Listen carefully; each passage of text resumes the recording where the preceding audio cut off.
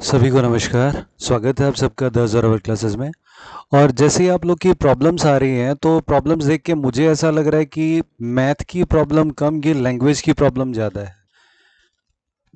Question ही आप लोग को समझ में नहीं आ रहा है। तो इसका तरीका भी सिंपल है। पहले क्वेश्चंस को ही ध्यान से पढ़ो। Take your time. क्वेश्चन को जितना टाइम लग रहा है समझने में दो। धीरे धीरे धीरे धीरे जब प्रैक्टिस हो जाएगी, क्योंकि भाई मैथ्स की प्रॉब्लम तो करा सकते हैं बट क्वेश्चन ही समझ में ना आए, ये तो लैंग्वेज की प्रॉब्लम है। तो ये आप लोग को खुद से वर्क करना है कि कैसे क्या करेगी ये समझ में आए। जहाँ मैथ्स की बात रही वो मैं आप लोग के लिए हमेशा तैयार हूँ। चलिए शुरू करते हैं। आज पहला क्वेश्चन है, a sum of money amounts to rupees 1200 in 4 years and 9500 in 3 years। अब यहाँ पे देखिए अमाउंट्स है। अमाउंट का मतलब क्या? मिश्र धन। मीन्स इसमें प्रिंसिपल और इंटरेस्ट कंबाइंड है। ओके, अमाउंट्स 4 साल में 12,000 हो जाता है और 3 साल में 9500 हो जाता है। तो what is the rate of interest per annum under compound interest? Means हमें यहाँ पे CI निकालना है।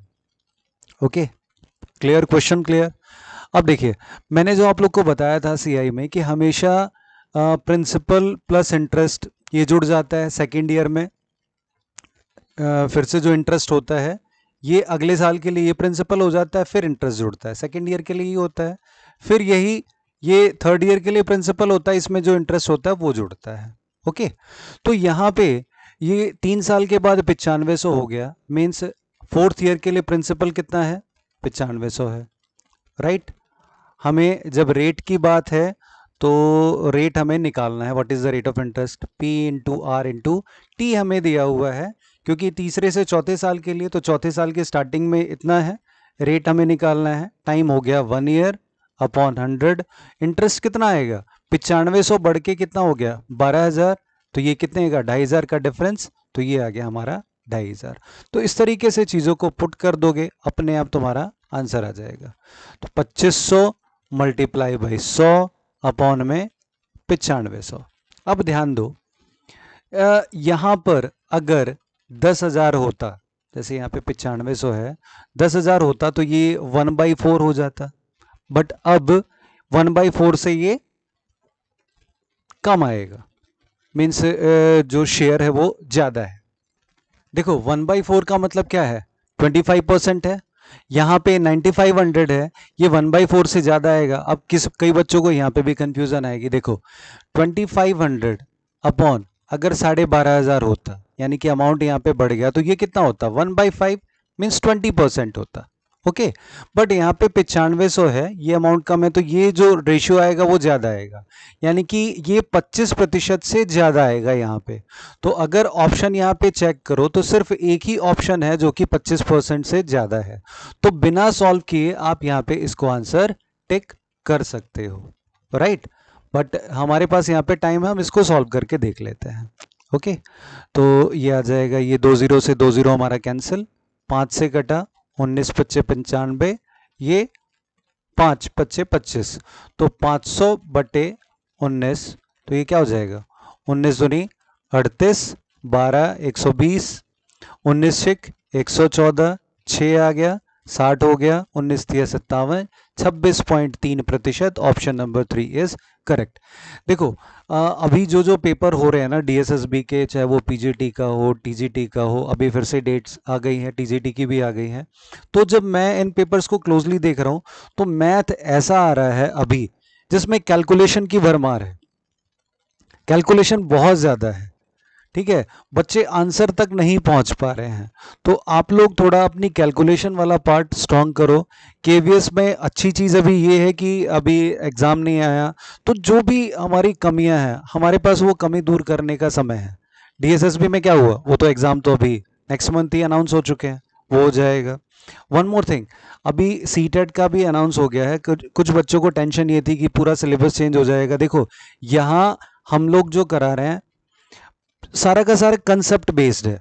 मैंने कोई भी आपको क्वेश्चन समझाने की कोशिश नहीं करी है, मैंने आपको कंसेप्ट समझाने की कोशिश करी है।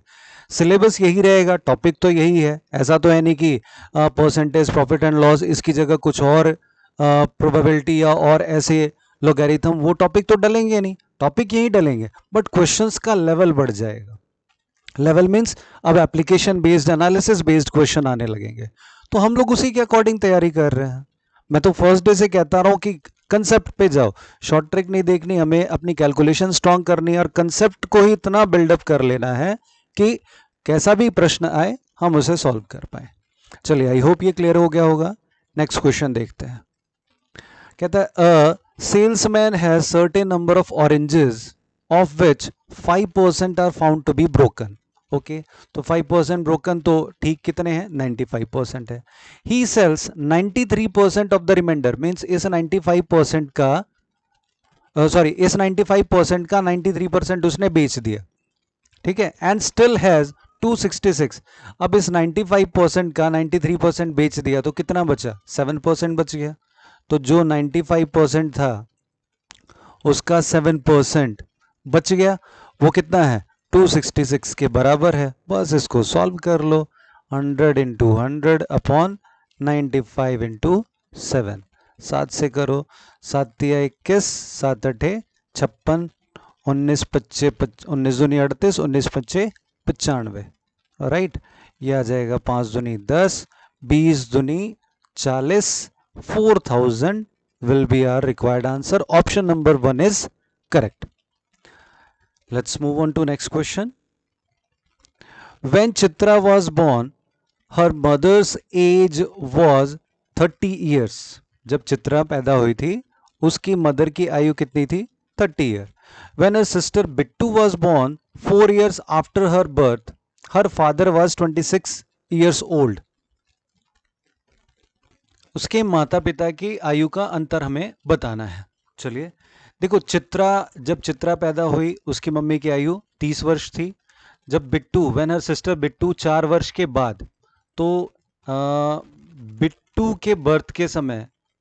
बर्थ के समय उसकी मदर की एज कितनी हो गई? 30 और 4 34 हो गई, 30 प्लस 4 34 हो गया। देखो क्वेश्चन बस दिखने में कॉम्प्लिकेटेड है, ठीक है, बस लैंग्वेज समझने की जरूरत है।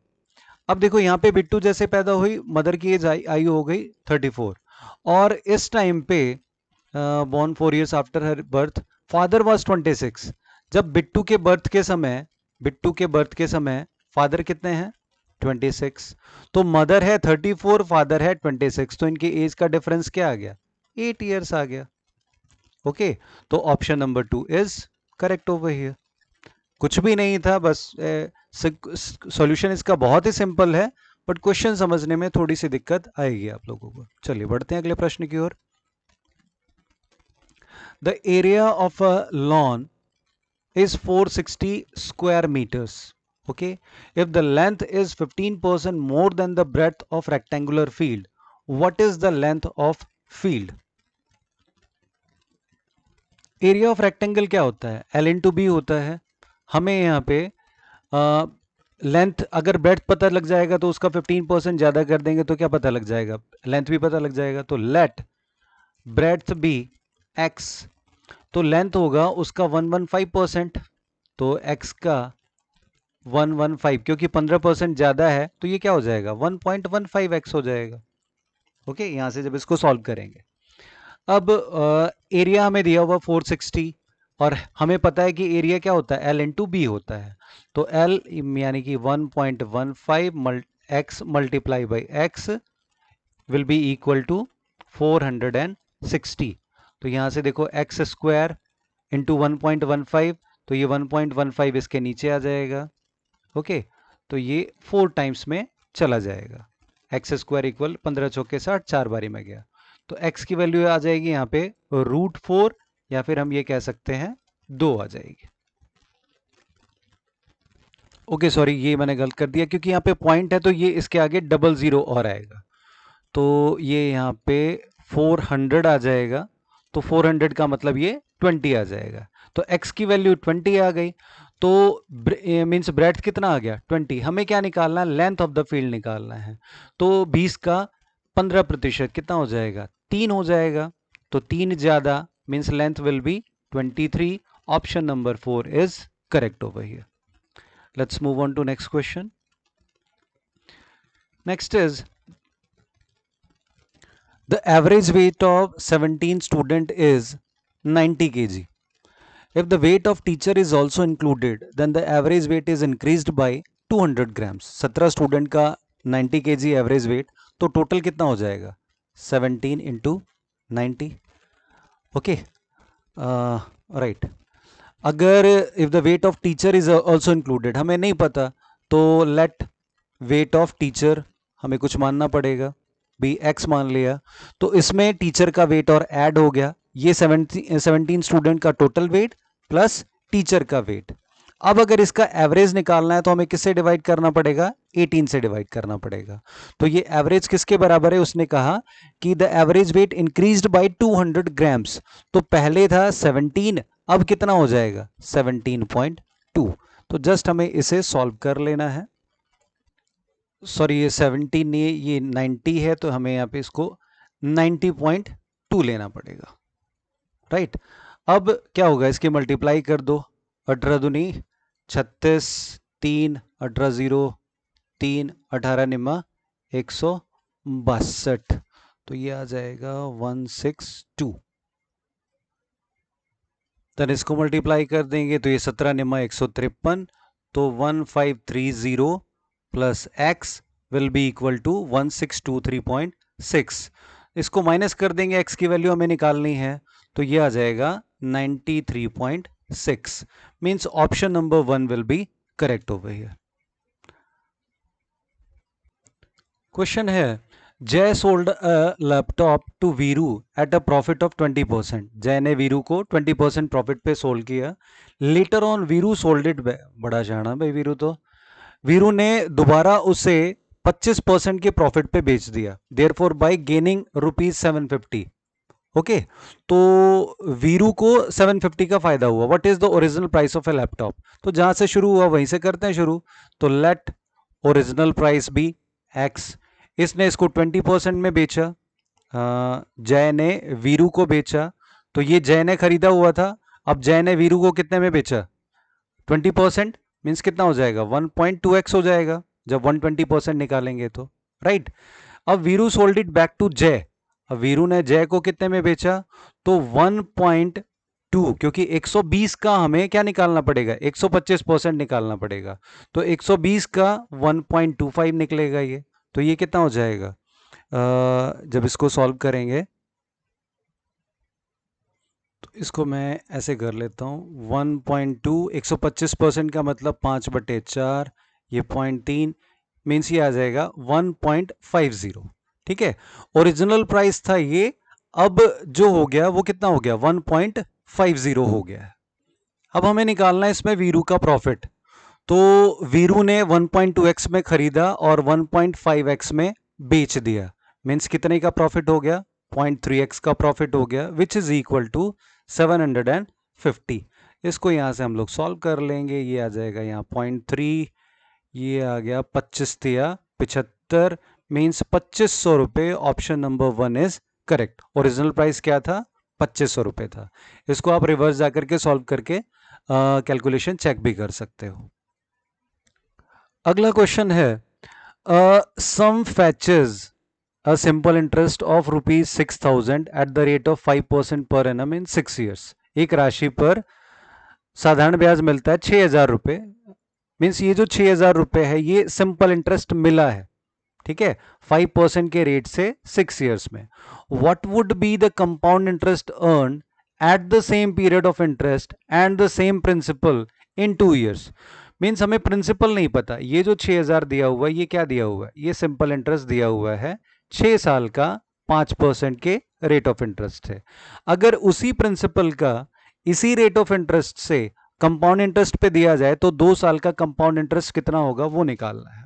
देखो, अगर वैसे तो एक तरीका क्या है, ये यहाँ पे P into R into T जैसे करते हैं traditional method, P into R into T upon 100. यहाँ पे इंटरेस्ट हमें दिया हुआ है, ये 6,000 रखोगे, पहले प्रिंसिपल निकालोगे, राइट, फिर प्रिंसिपल निकाल करके उसका 2 साल का आप कंपाउंड इंटरेस्ट निकाल लोगे. या दूसरा तरीका जो मैं बार बार बताता हूं कि फॉर द फर्स्ट ईयर अगर कंपाउंडेड एनुअली है तो सिंपल इंटरेस्ट और compound interest for the first year will always be equal. Okay, बराबर होगा. और एसआई हमेशा हर साल के लिए बराबर होता है।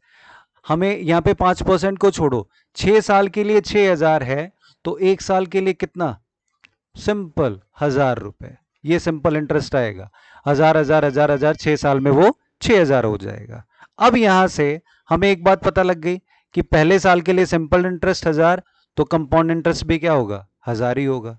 अब दूसरे साल के लिए ये यहाँ पे सिंपल इंटरेस्ट 1,000 ही रहेगा, बट कंपाउंड इंटरेस्ट में क्या आ जाता है? 1,000 प्लस इस 1,000 का इंटरेस्ट बढ़ जाता है। अब रेट ऑफ इंटरेस्ट हमें दिया गया है 5%, तो इस 1,000 का 5% कितना हो गया? 50 रुपये हो गया। तो ये कुल मिलाकर के 2 साल का कंपाउंड इंटरेस्ट हो गया 1,000 1,000 2,000 और ये 50 means 2050। Option number 2 is correct. बार बार बता रहा हूं, अगर इस तरीके से करोगे बड़ी आसानी से ये पूरा का पूरा चैप्टर तुम्हें क्लियर हो जाएगा। चलिए let's move on to next question. अगला प्रश्न है, कहता है a milkman has 2 jar of milk of same quantity. In the first jar water is 20% and the rest is milk, and in the second jar water is 35% and rest is milk. देखो दो jar हैं, okay. First में 20% water, ये इतना water है और इतना milk है। मीन्स हम ये कह सकते हैं कि एक अगर वाटर है तो 4 मिल्क है, ओके। जो दूसरा जार है उसमें 35%, 35% तो 65%, अगर 65 और 35 का रेशियो निकाला जाए तो 13 पंजे 65 और 7 पंजे 35। मीन्स अगर ये 7 है तो ये कितना है? 13 है। ये 7 अगर वाटर है तो 13 मिल्क है।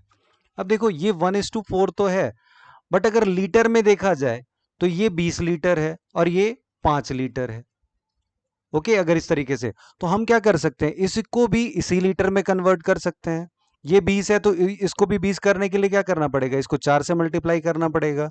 तो इसमें वाटर कितना हो जाएगा? 4, और ये कितना हो जाएगा? 16। मिल्क हो गया 16। अब हमारे पास क्या आ गया? 2 जार आ गए। इसमें वाटर है 7 और इसमें वाटर है 4, इसमें मिल्क है 13, इसमें मिल्क है 16। अब इनको मिक्स करना है, ठीक है। अब मिक्स करके जो नया हमारा जो बनेगा, देखो मिक्सचर एलिगेशन के बहुत आप लोग परेशान भी होते हैं, इवन मैं भी जब स्टार्टिंग में करता था वो इस तरीके से क्रॉस। ये बेसिक कंसेप्ट आप यहाँ पे समझो। हमने क्वांटिटी बराबर कर ली। अब यहाँ पे 4 लीटर पानी है, यहाँ पे 7 लीटर पानी है, तो जब दोनों को मिक्स करेंगे तो पानी कितना होगा? 11 ही तो होगा। और इसको जब मिक्स करेंगे तो ये कितना होगा? 29 ही तो होगा मिल्क। तो यहां पे हमसे पूछा है find the ratio of milk and water. तो मिल्क हमारा कितना हो गया? 29। वाटर कितना हो गया? 11। Option number 3 is correct. अगर वाटर एंड मिल्क पूछा होता तो यही क्या हो जाता है? 11:29 हो जाता। चलिए अगला प्रश्न देखते हैं। कहता है आकांक्षा ने 2 मैकबुक खरीदे on the same cost price. Means जो यहाँ पे कॉस्ट प्राइस है वो सेम है, okay. She sold first at 8% loss.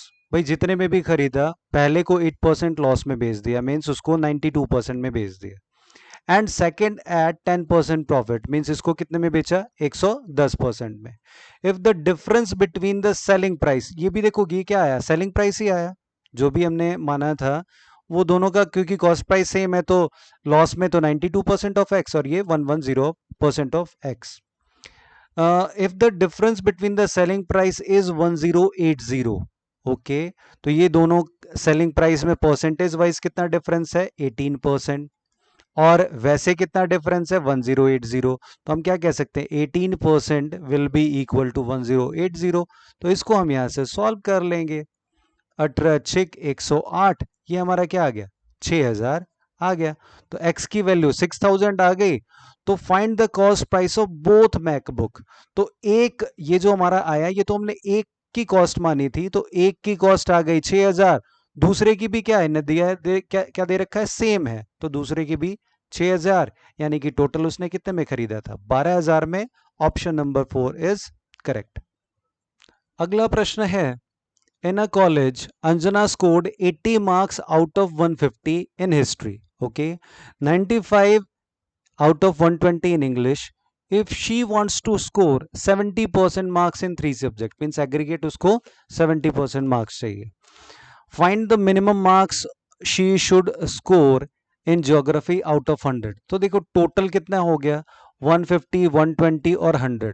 यहाँ पे अगर टोटल मार्क्स देखा जाए और ये 100 मीन्स कितने हो गए, 370. अब 370 में से उसको कितने चाहिए, 70%. तो 370 का 70%.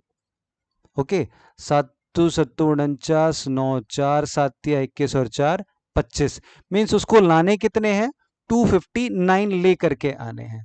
और वो ले करके कितने आ गए, 8 8 16, ये आ गए 9, 175 नंबर उसके आ गए.